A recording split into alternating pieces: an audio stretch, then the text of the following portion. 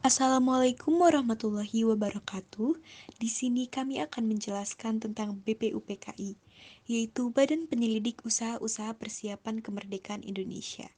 Kami dari kelompok 9, kelas 11 MIPA 2, yang beranggotakan Ardia Pramesti, Dia Fanimal Hikmah Kamaludin, Misha Naila Pratiwi, dan Naswa Cantika Utami. Yang akan kami jelaskan seputar pengertian BPUPKI, sejarah singkat, pembentukan BPUPKI, tujuan pembentukan BPUPKI, anggota BPUPKI, serta sidang BPUPKI. Pengertian BPUPKI. BPUPKI atau Badan Penyelidik Usaha-Usaha Persiapan Kemerdekaan Indonesia adalah lembaga yang berperan penting dalam sejarah perjuangan kemerdekaan Indonesia.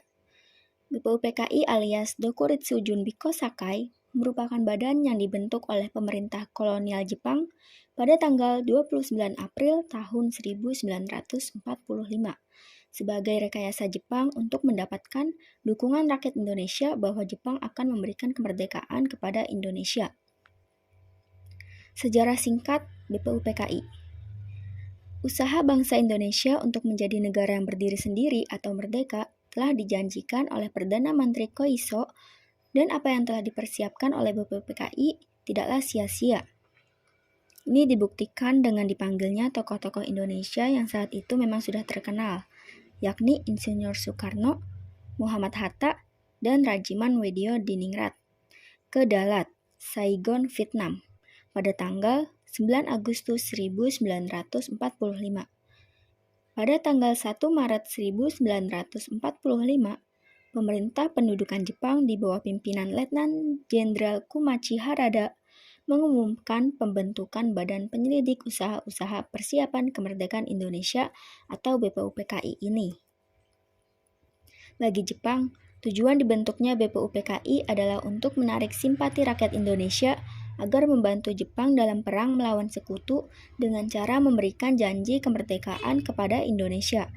Pada saat itu, Jepang terlibat pada Perang Dunia Kedua melawan tentara sekutu, sehingga pihak Jepang membutuhkan banyak dukungan.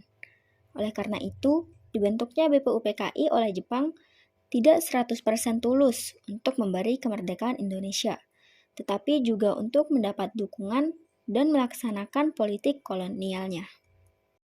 Pembentukan BPUPKI. Pemerintahan militer Jepang yang diwakili Komando AD ke-16 dan ke-25 menyetujui pembentukan Badan Penyelidikan Upaya Persiapan Kemerdekaan Indonesia pada 1 Maret 1945. Pendirian badan ini sudah diumumkan oleh Kumakichi Harada pada tanggal 1 Maret 1945.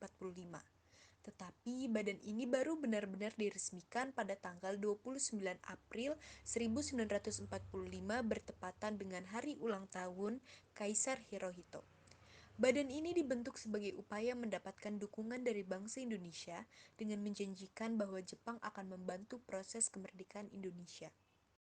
Tujuan dibentuknya BPUPKI yang paling utama adalah untuk mengkaji, mendalami, serta menyelidiki bentuk dasar negara Indonesia yang cocok guna kepentingan sistem pemerintahan Indonesia setelah kemerdekaan nanti.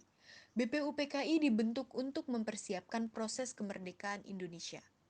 Latar belakang dibentuknya BPUPKI juga sebagai upaya Jepang untuk mendapatkan dukungan dari pihak Indonesia, di mana pihak Jepang menjanjikan akan membantu proses kemerdekaan Indonesia di kemudian hari.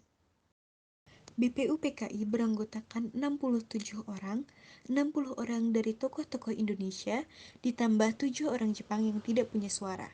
BPUPKI diketuai oleh Dr. Kanjeng Raden Tumenggung Rajiman Weddiodiningrat dengan wakil Ichibangase Yoshio, orang Jepang, dan Raden Panji Suroso. Sidang pertama. Sidang ini dilaksanakan pada tanggal 29 Mei 1945 hingga 1 Juni 1945. Sidang ini bertujuan untuk merumuskan dasar negara Indonesia, membahas bentuk negara Indonesia, serta filsafat negara yaitu Indonesia Merdeka. Ada 3 tokoh yang mengusulkan gagasan negara, yaitu Mohyamin, Dr. Supomo, dan Insinyur Soekarno. Usulan dasar negara Indonesia Merdeka dari Mohyamin pada tanggal 29 Mei 1945. 1. Ketuhanan yang Maha Esa. 2. Kebangsaan Persatuan Indonesia. 3. Rasa kemanusiaan yang adil dan beradab. 4. Kerakyatan yang dipimpin oleh hikmat kebijaksanaan dan permusyawaratan perwakilan. 5. Keadilan sosial bagi seluruh rakyat Indonesia. Selanjutnya ada usulan dasar negara Indonesia Merdeka dari Dr. Supomo pada tanggal 31 Mei 1945. 1. Persatuan. 2. Kekeluargaan. 3. Keseimbangan lahir dan batin. 4. Musyawarah. 5. Keadilan rakyat. Yang terakhir ada usulan dasar negara Indonesia Merdeka dari Insinyur Soekarno pada tanggal 1 Juni 1945. 1. Kebangsaan Indonesia. 2. Internasionalisme atau perkemanusiaan. 3. Mufakat dan demokrasi. 4. Kesejahteraan sosial. 5. Ketuhanan yang Maha Esa.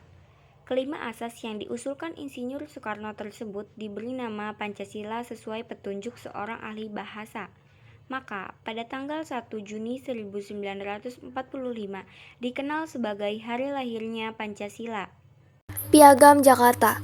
1. Ketuhanan dengan kewajiban menjalankan syariat-syariat Islam bagi pemeluk-pemeluknya. 2. Kemanusiaan yang adil dan beradab. 3. Persatuan Indonesia. 4. Kerakyatan yang dipimpin oleh hikmat kebijaksanaan dalam permusyawaratan perwakilan. 5. Keadilan sosial bagi seluruh rakyat Indonesia.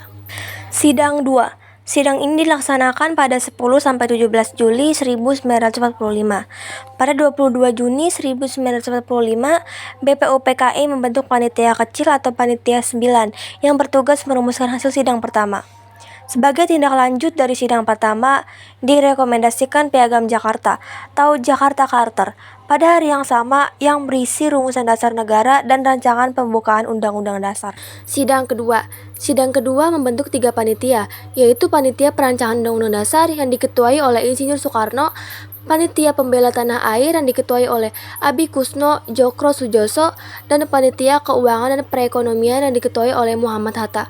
Konsep naskah pembukaan Undang-Undang Dasar didapat dari Piagam Jakarta. Panitia perancang membuat panitia kecil perancang Undang-Undang Dasar yang diketuai oleh Dr. Supomo, yang bertugas menyempurnakan dan menyusun kembali rancangan Undang-Undang Dasar yang telah disepakati. Rumusan hasil kerja panitia perancang Undang-Undang Dasar yang diterima BPUPKI dan telah disempurnakan kemudian dikenal sebagai Undang-Undang Dasar tahun 1945.